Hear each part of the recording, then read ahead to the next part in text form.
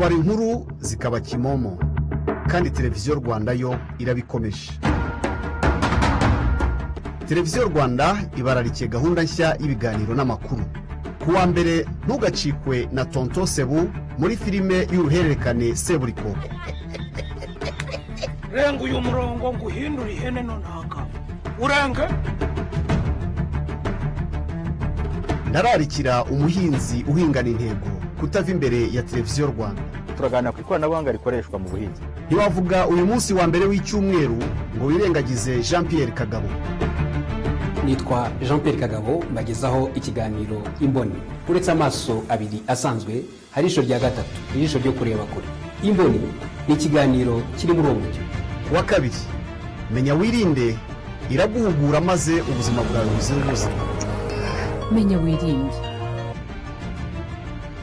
Muhire wahiriwe muri filime y'uruhererekane Indoto iragutegereje. Barore Cleophas, Gloria Mukamabano na Maurice Uwera baraguha ishusho y'umunsi. Kuwa gatatu, hagati mu cyumweru hari umugabo ubahishiye. Barore Cleophas, RTV igufitiye impamba y'ubumenyi. Kuri uyu munsi kandi ntugacikwe n'impanga zihanganye. Saa 3 z'umugoroba The Square iragutumirira inzobere n'abahanga mu makuru y'iwacu ndetse no kwisi. Let's not ignore the fact. Ku munsi wa kane saa 11 n'igice ni Bon Appetit mu kiganiro Full Tube. Bon Appetit. Saa 1 n'igice muri City Maid. Utazi Kigali arayibarirwa. Kata uzi gusoma no kwandika. Naho saa 3 ni ubukungu. Mwongeye Jeannette. Ruzigemana ya Masantura. Iri ni izingiro ry'ubukungu. Kuwa gatanu saa 11 n'igice yarabatinyuye baratinyuka. Evelyn Umurerwa mu kiganiro cy'imikoroshowe. Saa 3 z'ijoro kurikira urubyiruko rwiyemeje. Hispani isaha y'urubyiruko yitwa Andrew Kare. Saa 4 n'igice z'ijoro Anita Gitego na Bisoso barakuraza neza. Muze quick muri Friday flight. Muri weekend kandi buri wa gatandatu kurikira ishya rihorana udushya.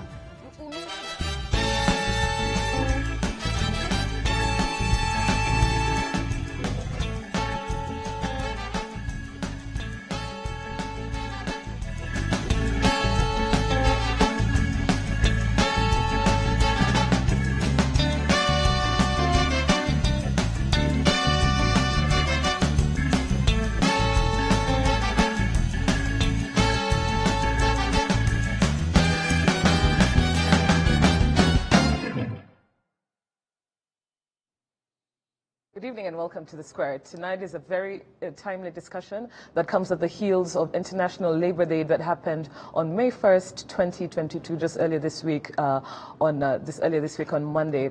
The focus tonight is on youth employment and the future of work, looking at youth graduate employment as well as skills development. And this conversation is, like I said, a follow-up to different conversations that are happening this week to look at sustainable solutions when it comes to youth unemployment or employment.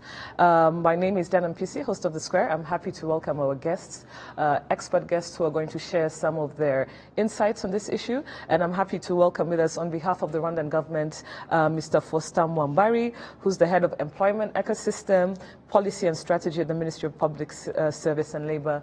Mr. Mwambari, welcome to the show. Welcome to The Square. Thank you so much, Diana. Great. Also joining us is Dorcas Rutunda, who is the country manager of ITM Africa. Dorcas, welcome to the show.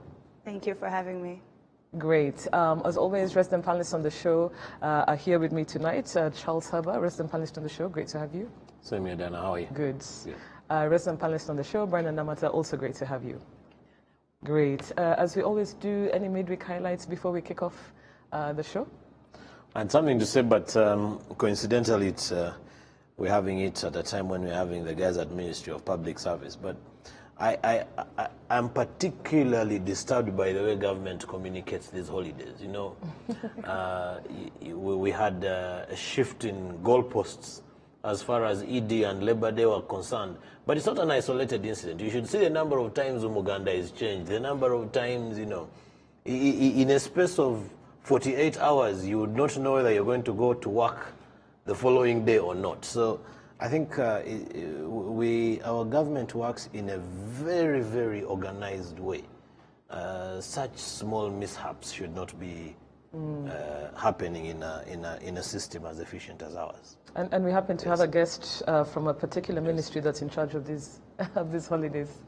Yes. Anyway, thank you for that highlight. Yes, Berna, yes. any midweek highlight you want to share? Yes, just to say that I'm grateful to HE for raising gender-based violence during the RPF meeting. Yeah, absolutely. He didn't mince his words. Yeah, he was saying women really owe you, even as men, absolutely nothing. It should be about mutual respect. Yeah. Yeah, absolutely. So thank you very much to our viewers for tuning in. I'd like to just tell you to, keep the conversation going using hashtag #TheSquareRW, and also to our viewers once again, to our guests once again, Dorcas and Foster. Great to have you here as we talk about youth employment and the future of work, looking at youth graduate employment specifically, as well as what the future of work looks like in terms of the skills development necessary to position Rwanda to tap into this ever-changing world. So I'll start with the first part of this conversation around graduate youth employment. As we know, the unemployment rate amongst Rwandan youth is actually on the increase, and a large percentage of startups actually fail, in the third year. But according to the National Institute of Statistics for Rwanda, the 2020 survey, unemployment among the youth was 22.4%, higher than the 17.9% of the overall unemployment rates in the country. So this is an issue. It is a serious issue, and we're going to listen to our guests on, strategies on how to address these challenges. And if I would start with you, Dorcas, if you could share a bit of more detail with regards to what ITM Africa is doing to address the youth unemployment, especially youth graduate unemployment issue in the country. Thank you.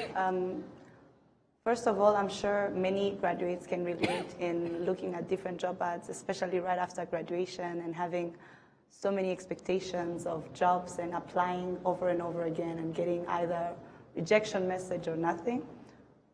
This is mainly because the biggest challenge that the youth is currently facing right now is lack of experience. We have employers, businesses, firms that are looking for graduates with a minimum amount of experience, and this is something that is very hard to request from someone who just got out of school. What we are trying to do is we try to first identify how is it or what is it that is missing, and the biggest part is the skills gap. There is a gap between the skills or the expectations of employers versus what the young graduates have to offer. And in order to bridge this gap, we've put in place a couple of programs to help the youth to be more job ready. We've tried different skill-specific trainings. We've tried also job readiness programs.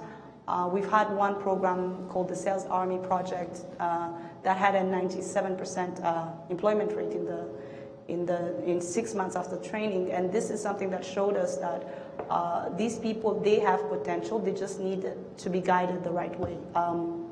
And this is something that has been really working.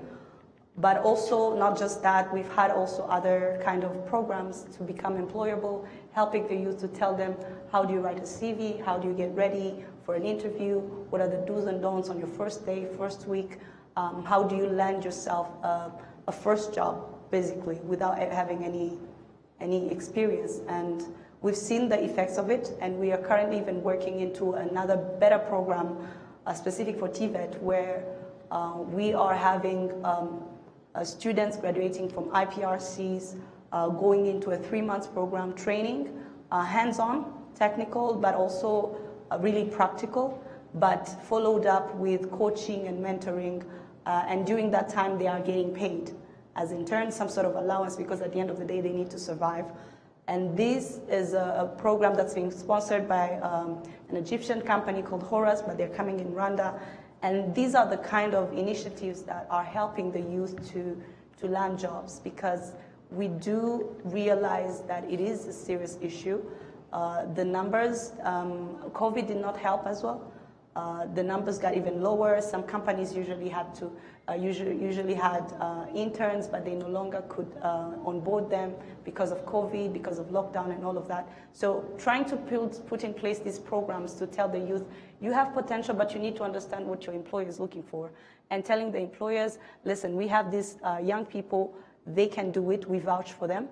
It's actually working. And this is just two of the many other examples that of the things that we are trying to put in place to make sure that the youth gets jobs. Thank you very much, Dorcas. We'll definitely be coming back to you just to flesh out a bit more detail on what you said. I'd like to ask the same question, address it to Mr. Faustin Mombari on behalf of the Rwandan government, as you know, representing the Ministry of Labour and Public Service. If you could share with us when it comes to, you know, youth and employment, especially graduate youth and employment, what are some of the initiatives being currently run by the ministry with other relevant stakeholders? Thank you so much. Maybe I will start with the theme itself. That the theme of this year is about future of work, our shared agenda. Just to show that there is a challenge of youth unemployment, and that we need everyone's intervention. When I say everyone, we have stakeholders. We have the private sector, we have civil society, we have other government interventions, we have academia, and the industry as well. So we need efforts from all stakeholders to come and sit together and see what are the challenges. So, and find, if I might say, solutions together. Then, as you said, graduate unemployment has been increasing consistently over some years. But when it comes to graduate unemployment in COVID-19, it was worse. So maybe before talking about interventions, allow me to talk about challenges, so that I talk about challenges and the interventions we are trying to put in place to address those challenges. The main challenge is about employability. Employability has been at the core, as the forefront of the challenges faced by graduates. Several research have shown that some graduates are not really having the skills that meet the current and the future needs of the labor market, and they explain as one of the main reasons of the unemployment. The other one is limited access to job opportunities that are not sufficient, and so many others linked to matching. But maybe let me go straight to skills development. We have got some interventions that are targeting employability. One of them is what we call workplace learning. For us to link the industry and academia, we've put in place the workplace learning policy, where people are doing some 50% in the company and 50% in the industry. And this has really shown that over 80% of graduates, they get employment even before graduation once they have gone through that practical exposure of the industry. The other interventions, we have what we call outside regular schooling systems interventions. These include industrial-based training, rapid response training, and others that are trying to take those people, even who are not really from university and the colleges, those people who are low or who are at low levels, and orient them into TVET trades, but with sufficient access to the industry. And this is creating really employability. So in a nutshell, it's about having demand-led skills development interventions. This is really much helping, and of course, increase access to TVET, and the TVET that is very practical. These are one of the interventions we are having. Another challenge is about access. Let me start with access to finance. access to finance has been the major challenge for youth. As you know, many of our youth, they graduate without having a collateral. So they have good ideas, but they can't find a collateral which can allow them to get access to finance.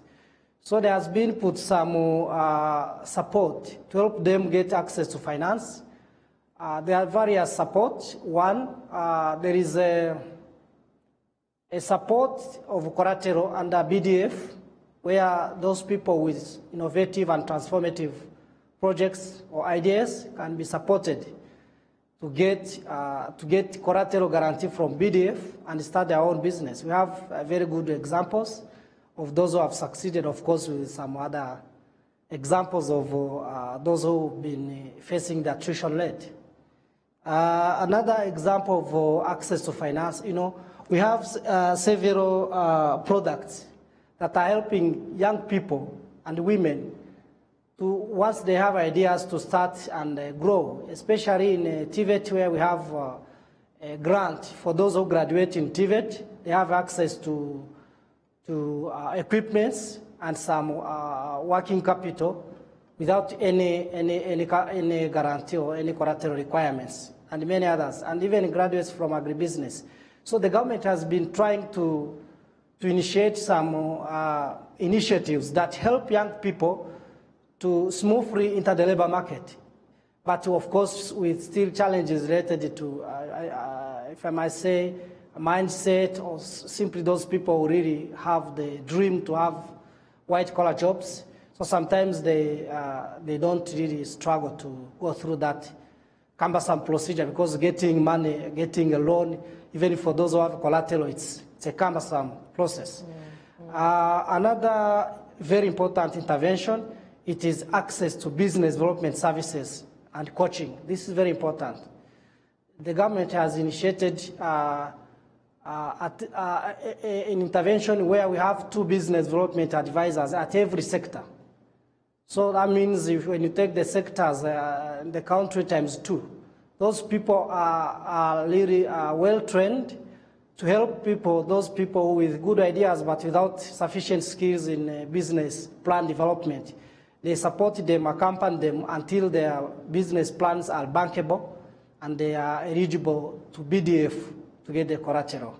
This is another important intervention that is really aiming to help those people who might have good ideas, but without collateral, without capital, and maybe without the skills in business development. Another important intervention in that regard is access to export facility. Because, our export has been really very low for many years. So there has been an export growth facility under BRD in collaboration with the MINICO. This one is helping those people with great ideas of export, but maybe with the limitation in terms of capital, with the limitation in terms of information on the market, especially on foreign market.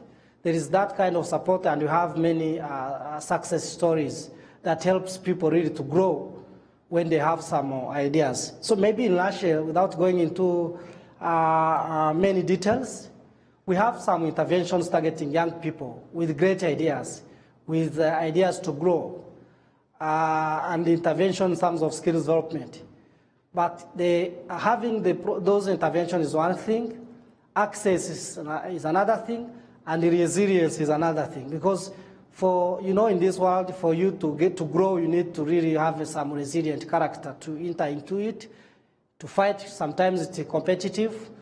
And finally, I must say there have been some interventions within our employment ecosystem that promotes young people, maybe award young people who have innovative and transformative ideas as a way of encouraging them to grow. So those are some of the interventions. We have figures that has been really there for around 5 years back, but we still face another challenge of high attrition rate for those who are starting, maybe for several reasons that might be researched on. But we think it is always very important to keep accompanying young people for their smooth entry to the labor market. Thank you. As a result, we have had a high increase in job creation, although it is not turning into reducing unemployment rate because we increase the number of jobs, but again, the number of labor market entrants every year increases because of demographic characteristics of our youth. So we've been from 100,000 in 2010, and in 2019 we were at 222,000 jobs. So there is a good increase, but also there are still some challenges. And that's why we call for joint efforts to discuss about the future of work as our shared agenda. Well, thank you very much for that. That was really in-depth, really comprehensive explanation. And I like that you said, in spite of the interventions, issues still remain, and you're looking at some, factors being resilience in terms of breaking into the labor market that is, is difficult. But we'll definitely come back to you on that. Thank you so much. I'd like to hear from the resident panelists in terms of your thoughts on the matter. Brenna, I'll start off with you. Yes. Today I was reading a story on, it was on Bloomberg, and Bloomberg has this story today about Generation Z. According to that story, the UK has issued 46 investor visas to applicants of university age. And the requirement was they had to invest at least 2.5 million in Britain to qualify for those visas. So imagine, we already have countries that are specifically targeting young people, university age. So you can imagine what kind of age we're talking about. Most of them are below 25. Yeah. And I was just thinking, where does that leave our countries? What initiatives do we have in place to target below 25? Currently, if you look at our education system, most people have no exposure to work till they're about 24, 25, getting out of university, which is too late, So as we begin to rethink the future of work, first of all, I think the whole system needs an overhaul. To target people when they're still, really young. We shouldn't, and young has to be clearly defined,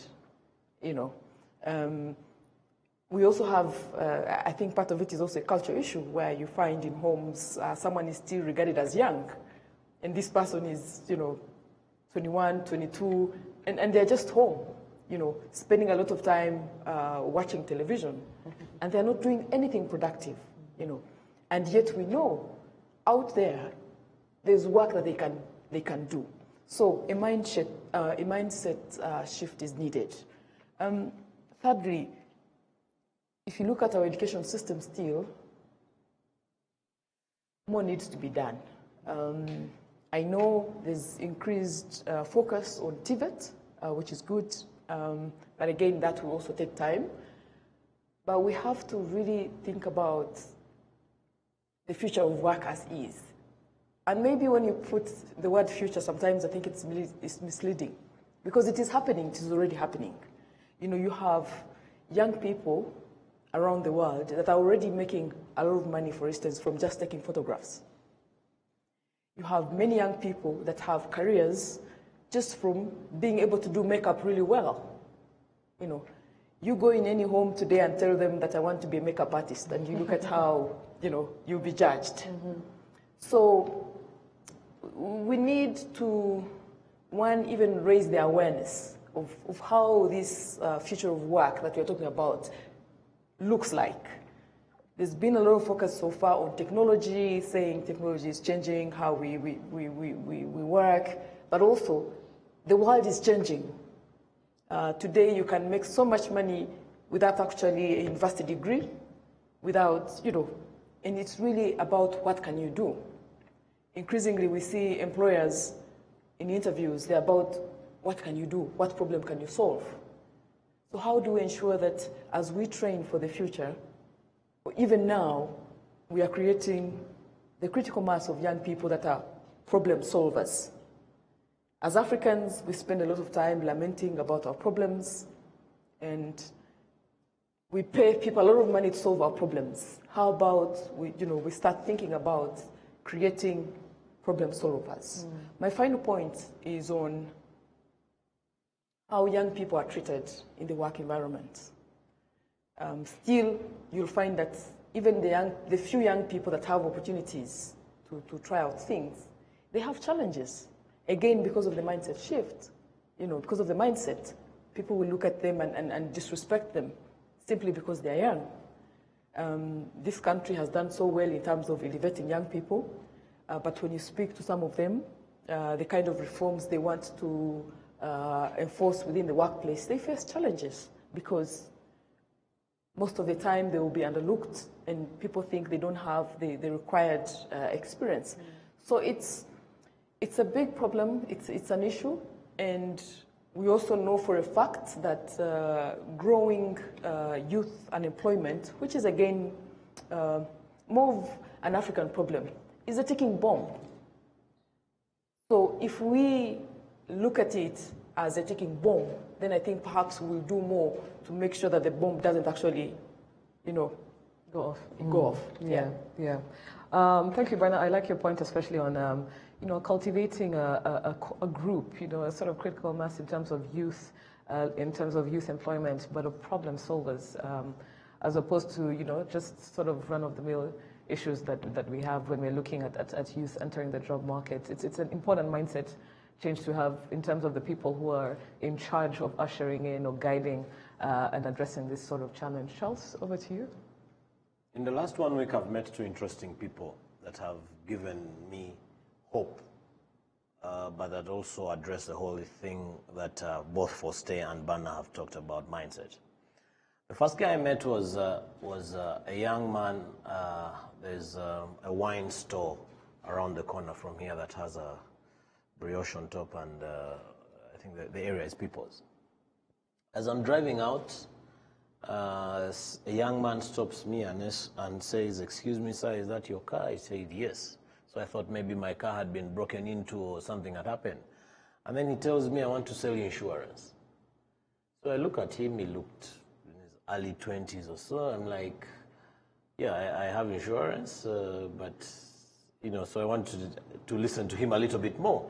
And then he tells me he's a student at ALU and he wants to pursue a career in sales, and he wants to sell out of the comfort zone of what ordinary salespeople do. So I pick up a conversation with him that ensued for about 5 minutes. We ended up going upstairs to Brioche. I bought him coffee and we went separate ways. I didn't buy insurance from him, but I was thoroughly impressed by the young man. That brings me to the point that I think Foste alluded to a little bit about the importance of the other stakeholders. And private universities come into my mind immediately now, that they're churning out so many undergraduates and graduates much later on. But if you're to just look at the number of undergraduates that are being poured into the labor market, what's the plan for them? All these amazing initiatives that Foste has given us are predominantly addressing the public sector. And there is a very big problem. It's just given us a number of, I think, 200,000 new jobs that are being created. But that's just the public sector alone. In Rwanda, it's extremely prestigious to work for the public sector. Not only is the remuneration good, but the reward is good, and the growth path is almost predictable. So that's good. But what about the rest of us who work in our different private milieus? What else are we doing? So that's one example of one guy. The second example of a guy I met, he's a graduate from what used to be KIST. I think it's UR. These things are as confusing as the public holiday announcements of this country.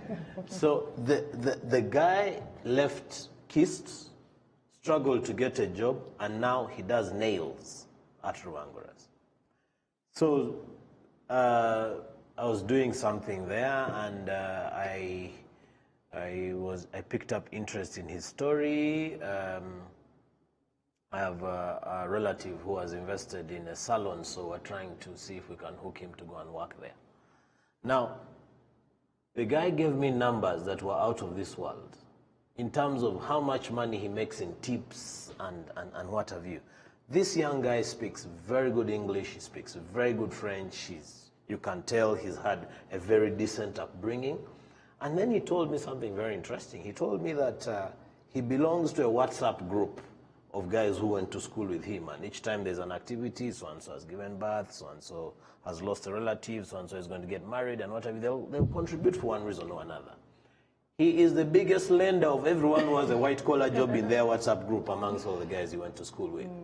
So the mindset point that Bana raises in regards to taking jobs serious is extremely important. That yes, you're going to get the experience, you're going to get the rejects, you're going to get all these things, but it requires you individually to say, no, I am not going to wait for these unemployment benefits if they ever come at all. The last point I want to raise is that the role of parents, and I know this might get different. I don't think it's a cultural thing.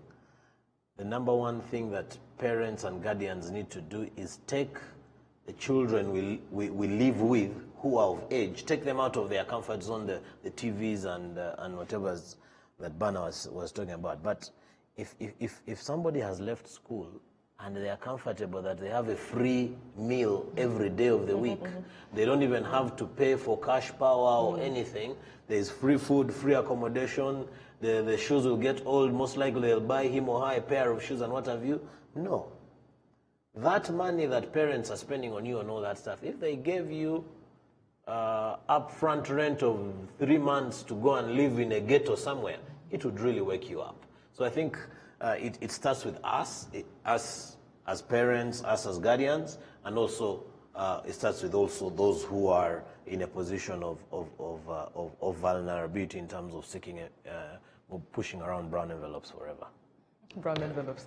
Absolutely spot on, Charles, in terms of mindset, starting in the home. You know, most of these people come from homes, you know, that they're staying in, and getting out of that comfort zone into the labor market is very necessary. My particular sort of question is, I would like to know more about what's being done with regards to, I know you mentioned, Faustin, like this workplace, learning in the workplace, 50%, you know, studying, 50% learning in the workplace. But prior to that, in my days in university, it was such a big deal to have industry players, big companies visiting universities, already headhunting, you know, sort of looking for the best and brightest minds.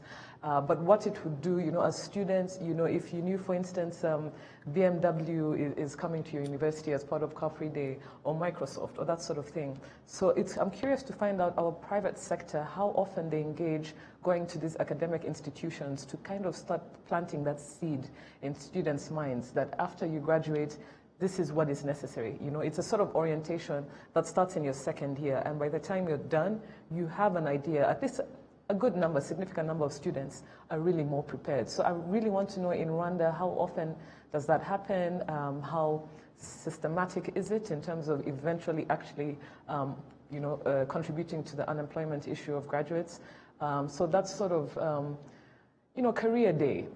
It has different names in different institutions, but the private sector really having strong linkages to academia, I feel like it's sorely lacking, and it's something that we need to look at, you know, holistically, whether it's from government, whether it's from private sector, even civil society, just so, you know, the key industry players can start having conversations or planting in the minds a sort of seed in our youth about how to prepare themselves and position themselves for the labor market. But I don't know if we'll have time to hear from you, Dorcas, and Faustin on that, but in the interest of time, let's just quickly go to the next part of the conversation.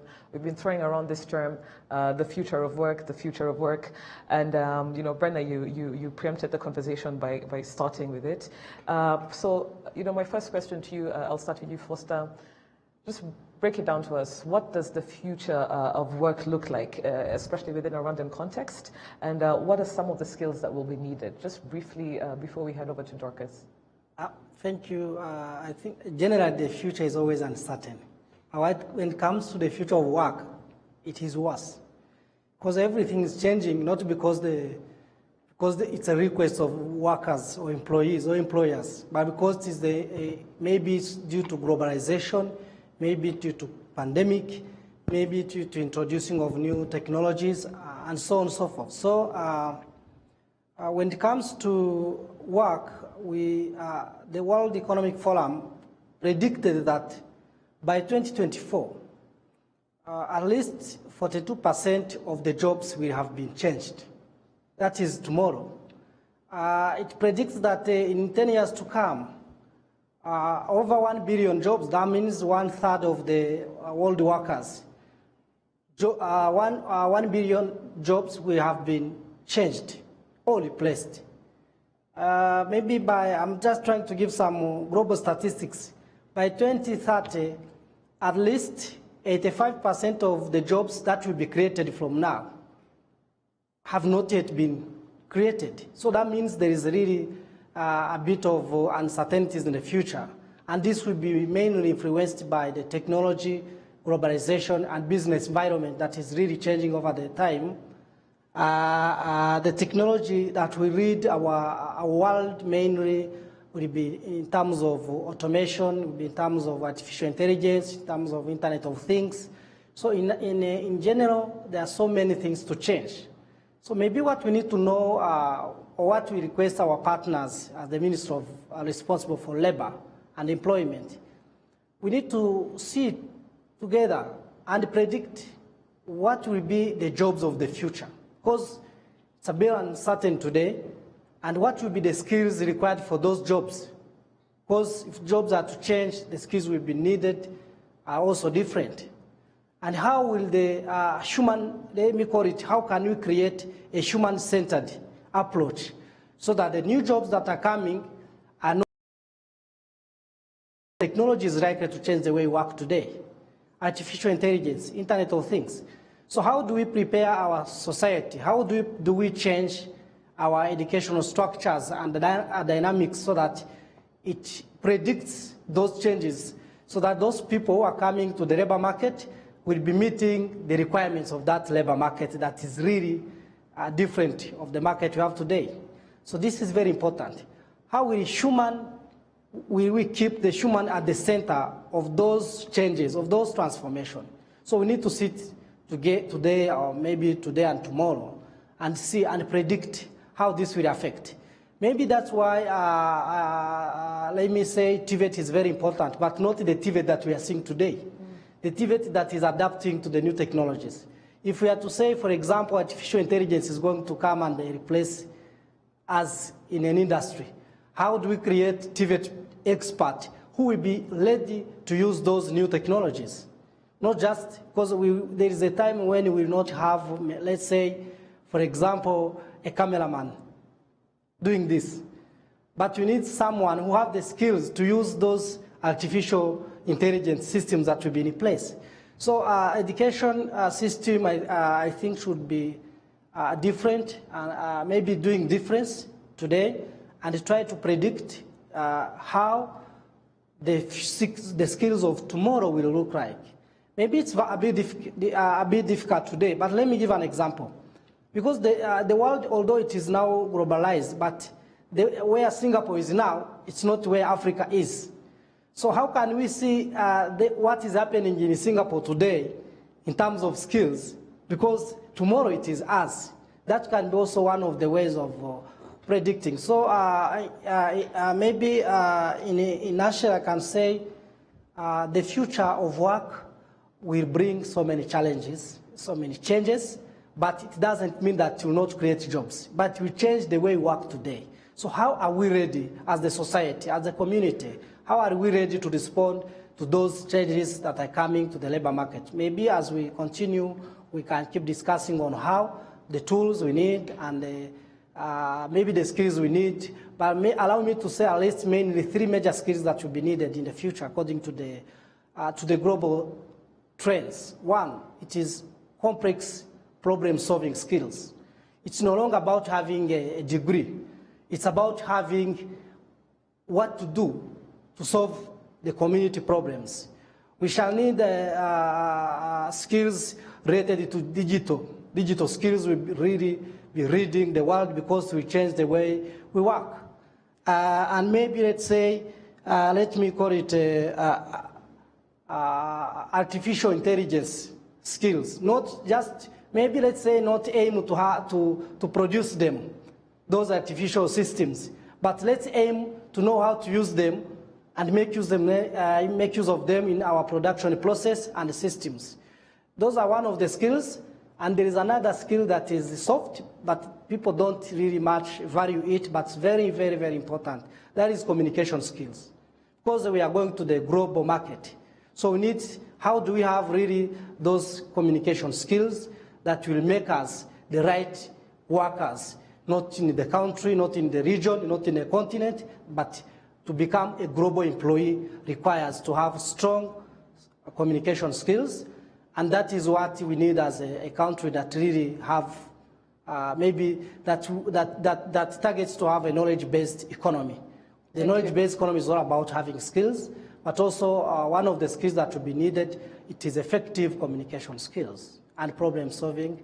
But the most important one is creativity and innovation.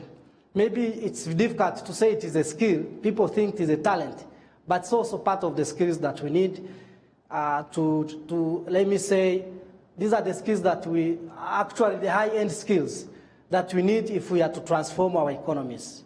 So I think those are the few that I can say as of now. Thank you very much, Foster. Dorcas, over to you, looking at the future of work and, from the perspective of country manager, country director of ITM Africa, Rwanda, what sort of skill set do you think we need to start preparing our youth for, looking at the future of work, especially if we are going to, our transformative vision of being a sort of upper middle income country by 2035, and ultimately a high income country by 2050. So what are some of your thoughts in this regard? I agree with Foster. These are actually global trends in terms of the skills that are needed. Like he said, the future of work is uncertain in terms of jobs and positions and titles, but the skills are very certain. Definitely, we are talking about tech savviness. That is definitely a skill that anyone needs, by the way. Like we said, the future is now. It's already here. It's not like something we're looking forward to. Right now, you need to be tech savvy. You need to know certain people. I've seen so many people shift careers just by learning how to code, and suddenly they're having jobs that pay them way much more than they were earning in their normal profession. So tech savviness is really important, but also we're talking about data analysis. Everything is going to revolve around data. So someone with an analytical mind, someone who's able to interpret, to think critically, yeah. Those are the people that will thrive, definitely. But what we'd like to say, there's a quote that I like that talks about, in the past, jobs were about muscles. Now jobs are about brains. But in the future, they'll be about the heart. The more we go into the fourth industrial revolution, talking about automation, AI, IoT, robotics, and everything, there's more and more machines coming in, but there's one component that is cannot be machined, if I can say, is the human component. And that's where we come in with the human skills. So we like to call them, they're no longer soft skills. Soft skills is a bit broad, but when you're talking about human skills, we're talking about emotional intelligence. We're talking about people who have leadership, people who have proactivity, people who can look at problems, see solutions, and try to figure out how to help. Usually problem solving comes from the fact that you can empathize with someone, you can empathize with a community, you can empathize with a specific area, and you see a problem. So those are human skills. And the more and more that we evolve technologically, the more we will need to focus, or the more we will value people who have the human component, because that is something we cannot find from AI. This is something you cannot find from a machine. So people who have understood people, interpersonal skills. It comes again to what Foster mentioned, communication skills. It's all about listening. It's all about talking. So these are the skills that unfortunately are not being thought by many. But if someone wants to get ahead of the trend or wants to know what's going on, you don't know the next, like you said, the lot of reports, McKinsey World Economic Forum are talking about the jobs that that are going to be there in the next 10 years are not yet invented. We don't know about those jobs yet, but we know about the skills that they will require. We know that technology is only going to get better and more advanced and more complex. And at that time, a machine might be able to do everything else but think as a person, think as a human. So the best skills to develop at this stage are on top of tech savviness, because definitely technology is here to stay. A lot of people have been left behind when they saw the internet coming, when they saw the computers coming, because they thought it was just a wave, a quick one that will fade away, but it's come to stay. Same for the rest of the technologies that we're seeing here. We're talking about coding, we're talking about data analytics.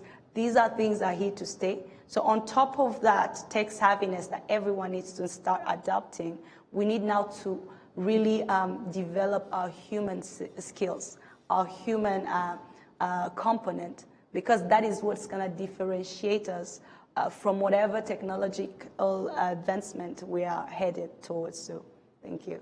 Thank you very much, Dorcas. Listening to you and Foster, like I said, when we started this show, we're going to hear from experts, but I don't think you're only experts. I think you're actually passionate, and it shows about the topic that we're discussing at hand. And, Dorcas, the future of work, it sounds exciting, but it also comes with its challenges. And I'm glad we're having this sort of conversation, and I just hope it's something that will be repetitive and put into practice as we really position our youth and general Rwandan citizens looking at how they can tap into all these different changes that are going to come about as a result of changes in the future of work. Just very briefly, I'd like to hear from my resident panelists before we head to our Twitter feed. Some interesting tweets coming in. Charles, very briefly, and then Berna. I want to take it from what you just talked about, passion in reference to Dorcas and Foster and speaking from the bottom of their hearts. I'm one strong believer in don't do something if you don't like it. Now, it's the best example to give is of sportsmen and women. These guys, yes, they may be talented, but sometimes you find somebody who's not equally talented, but they really enjoy what they do.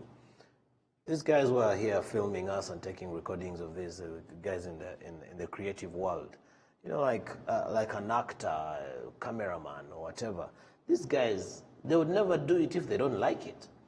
And we can give so many other examples. But the point I'm trying to raise is the moment you really like what you do, you think about its future, and you want to preserve that occupation, or better still, if it's earning you a living. Sometimes I look at people who you are. Maybe you're an insurance broker, or you are a driver. That's the job that you do.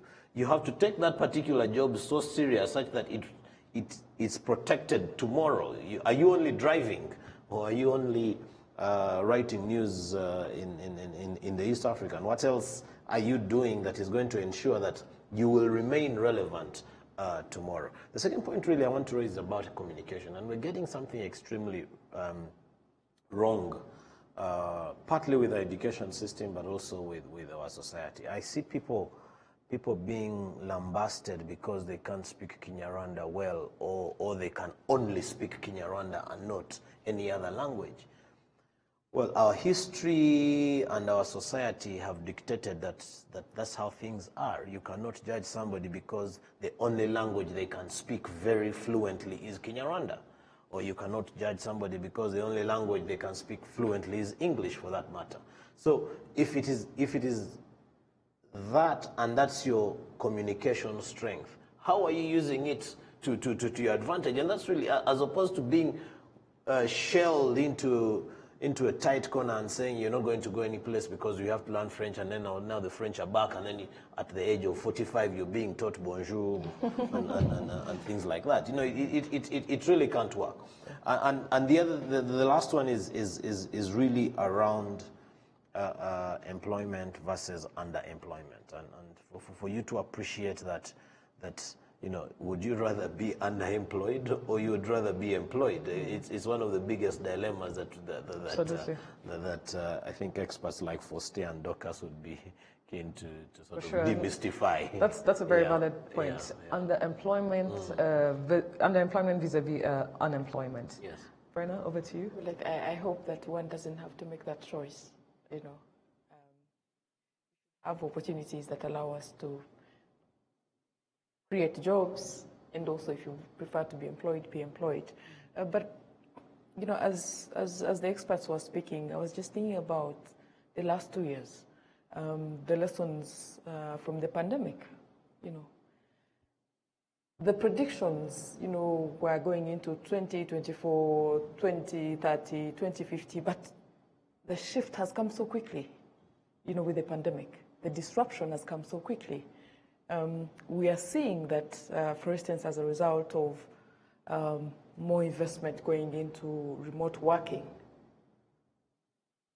currently people compete on the job market from around the world. The issue of location, of being on ground is no longer gradually becoming, you know, it's becoming relevant. The question is, can you do the job from wherever you are, you know?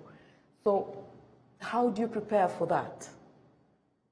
I mean, you're here, you're training in Rwanda, but this job could be taken by somebody maybe in Asia, just simply because they are good at what they're doing.